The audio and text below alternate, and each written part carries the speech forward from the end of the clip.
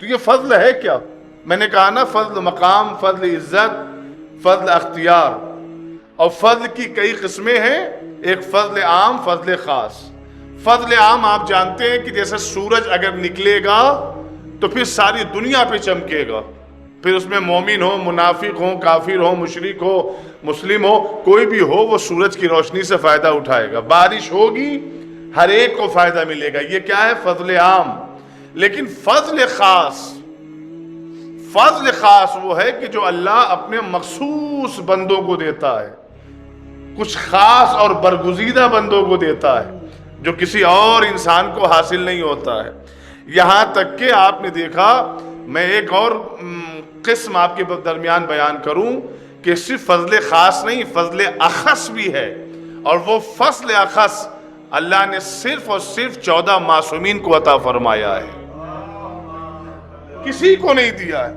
فضل خاص میں اللہ نے معصوموں کو رکھا ہے، 1,23,999 انبیاء کو رکھا ہے، لیکن فضل خاص الخاص، فضل اخص، صرف اور صرف اس کا مالک اللہ نے 14 معصومین کو بنایا ہے۔ جو کچھ اللہ نے 14 معصومین کو عطا کیا، وہ گنہگار تو گنہگار، اسے جانے دیجئے۔ اس فضل خاص میں اور خاص الخاص میں فرق یہ ہے کہ جو کچھ اللہ نے 14 معصومین علیہ السلام کو عطا فرمایا، اس کا مقابلہ 1,23,999 انبیاء بھی نہیں کر سکتے۔ آپ کہیں گے صاحب ایسا کیسا فضل ہے کہ معصوم انبیاء بھی نہیں کر سکتے؟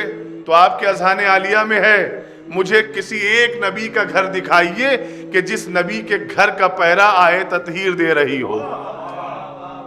مجھے کسی ایک نبی کا گھر دکھائیے کہ کسی نبی زادے کا جھولا آ کر فرشتے جھلا رہے ہوں۔ غور فرمایا؟ نہیں میرے عزیزو، اللہ نے انبیاء کو فضل عطا فرمایا، لیکن وہ فضل عطا نہیں کیا جو 14 معصومین علیہ السلام کو دیا ہے۔ ایک صلوات بھیجے محمد و آل محمد۔ ایسے بہت سارے فضل ہیں جو آپ کے اذہان عالیہ میں ہیں، کہ جو اہل بیت علیہ السلام کو عطا ہوئے اور کسی کو عطا نہیں ہوئے۔ آپ مجھے بتائیں، کسی ایک نبی کا دروازہ بتائیں کہ جس دروازے پر آ کر فرشتہ اجازت لے رہا ہو۔ غور فرما رہے ہیں آپ؟ تو اب کہنے کا مقصد یہ ہے کہ جب اہل بیت کا مقایسہ انبیاء سے نہیں ہو سکتا تو غیروں سے کہاں ہوگا؟ ساری دنیا ایک طرف ہے، اہل بیت علیہ السلام ایک طرف ہے، لہذا اہل بیت کا مقایسہ کسی سے نہیں ہو سکتا۔